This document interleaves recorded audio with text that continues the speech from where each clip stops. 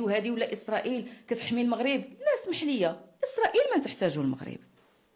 شتي الرساله ديال الاعتراف اللي دار نتنياهو، انا حضرت واحد الجزء ديال التفاصيل ديالها قبل منها. المعهد اللي كلف اللي هو اللي يهمس في اذن نتنياهو تواصل معايا، واللي مولاه اللي دار هاد ليتود اللي عطى نتنياهو قال لي راه خاصنا نعترفوا مغربيه الصحراء.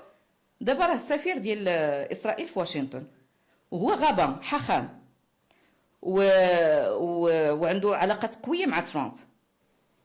ملي تواصل معايا وواحد الشخص بسيط متواضع وظريف وهذا وعميق جدا وامريكي، تولد في امريكا وجا دار كتسمى العاليه، دار جا العاليه يعني مشى للارض الموعوده اللي هي مشى لاسرائيل. ملي تواصل معايا قال لي انا بغيتك تعاونيني في الملف، نستشر معاك، نسولك شنو هادي شنو هذا علاش المغرب، علاش لا بغيت نقول نتنياهو علاش خاصك تعترف مغربيه الصحراء. لانني انا اللي كنت جبت غوفرين بانه قال لي لا حنا راه ما كنعترفوش مغربيه الصحراء. سي بوغ سا هو تواصل معايا باش تعرف بان راه اللي كيحاول يقطع لي الطريق على شي جهه راه كيحل لي بلا ما يعيق باب في جهه اخرى، لان السيد ما كنتش كنعرفه. وهو بسبب هذاك الشيء اللي درت وبسبب هذاك الحملات التشهيريه اللي كانت ضدي وبسبب انني تحطيت في البلاك ليست في اسرائيل خلاه انه هو يتواصل معايا، انا ماشي يتواصل معاهم هما اللي كيعتبروا راسهم هما اللي كيدافعوا على اسرائيل ومصالح اسرائيل. وكيبان لك لانني انا صوت حر، وكيبان لك الاعتراف الاسرائيلي لمغربيه الصحراء غير مهم. انا ما محتاجوش المغرب، ما محتاجوش المغرب. لا بلاتي انا نقول لك مزيانه، حيت الاعتراف الامريكي هو الاهم والاعتراف الفرنسي اهم واحد الحاجه بكثير. اجمال اعلاميا هذاك الملف اللي دار هذاك المعهد اعلاميا هنا في المغرب تم تهميشه، لان ماشي هما اللي دايرينه، ماشي هذوك اللي هذوك اللوبي اللوبي الشهير ماشي هما اللي دايرينه. الوغ كو شنو كان قال لي وانا عاقله قبل ما نقراه، قبل ما يصيفطوا لي نقراه، كان داروا بلونجلي ومن بعد ترجم العربيه. قال لي راه هذه زعما اقسم بالله العلي العظيم هكا قالها لي.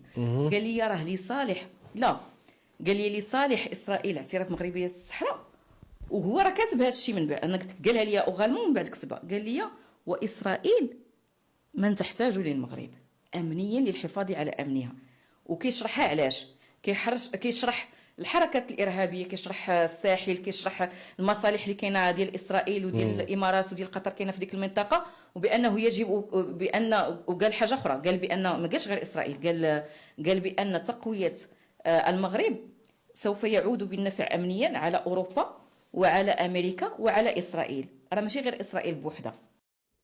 والله الإخوة الكرام، في السابق كنت نسمع الدولة الجزائرية تحذر بما يسمى بالمخزن وتندد، وكأن دائما تقول على أن هذا المخزن هو يعتبر كيان يشبه السرطان في منطقة شمال إفريقيا. أنا شخصيا بحكم أني لم أكن مهتم بكمية كبيرة بالشأن السياسي، كنت أظن على أنها عبارة عن تراشقات إعلامية وفولكلور سياسي يدخل ضمن الفولكلورات التي تشمل الدول المتجاورة. دائما ما تكون هناك حساسيات، قلت أنه يجي نهار وين يزول. ولكن تمر الأيام والشهور والسنون وتثبت على أنه الدولة الجزائرية خاصة فيما يخص السياسة الخارجية دائما ما تكون مصيبة.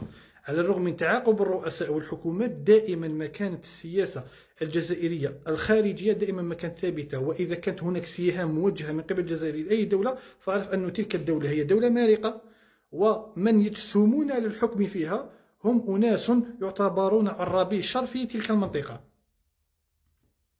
وبما أنه نحن الآن في زمن يعتبر فيه الخيانة مدعاة للفخر، أزلام المخزن وإعلاميهم يعترفون بصريح العبارة على أن صناع القرار في الكيان يعترفون بصريح العبارة على أن أمنهم من أمن مملكة مراكش، وأن قوتهم من قوة مملكة مراكش.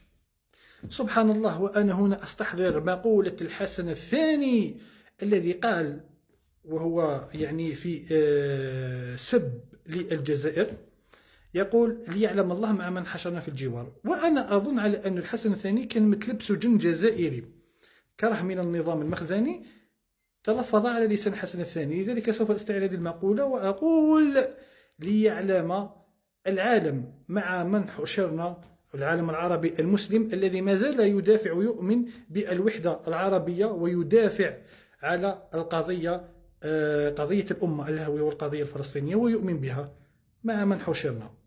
الله يجعل خير والله يكون في عون الجزائر. والله تحياتي.